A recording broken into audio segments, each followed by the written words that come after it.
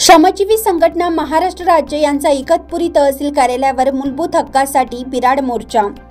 आदिवासी आदिम कातकरी वस्त्यांना रस्ता, लाईट, पाणी, घरकुल, गावठाण विस्तार मिळावा यासाठी श्रमजीवी संघटना महाराष्ट्र राज्य यांच्या वतीने भव्य मोर्चा काढण्यात आला। यामध्ये मोर्चेकऱ्यांनी संपूर्ण बिराडासहित इगतपुरी तहसील कार्यालयाच्या आवारात ठाण मांडून बसले आहेत।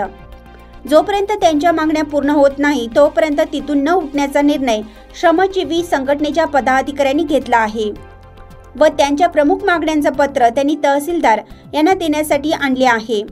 पत्रामध्ये भागातील गैरसोय, शैक्षणिक व्यवस्था, पाणी, लाईट, नागरिकांसाठी, मुलांसाठी आरोग्य सेवक हे गावामध्ये येत नाहीत अशा अनेक प्रमुख मागण्या पत्रामध्ये मांडण्यात आल्या आहेत व या मोर्चामध्ये संघटनेचे विविध पदाधिकारी सहभागी झाले आहेत।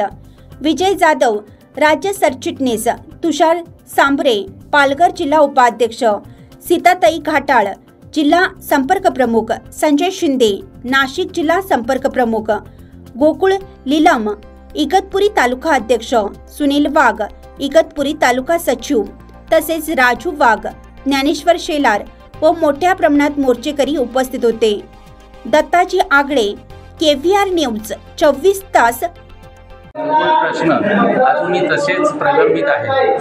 हे स्वातंत्र्य गरिबांपर्यंत पोहोचलं नाही। त्यांचे जे मूलभूत अधिकार आहेत, घरकुल असेल, घराखालची जागा असेल, पाणी असेल, रस्ता असेल, अशा पद्धतीचे जे काही अन्न वस्त्र निवारा जे शासनाने द्यायला पाहिजे ते अजूनपर्यंत कातकऱ्यांना मिळाले नाही। हे प्रश्न सोडून घेण्याच्या करता हे आंदोलन आज इथे पुकारलेलं आहे।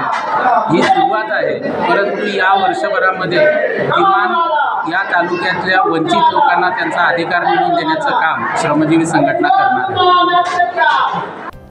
दत्ताजी आगळे, KVR न्यूज 24 प्रतिनिधी।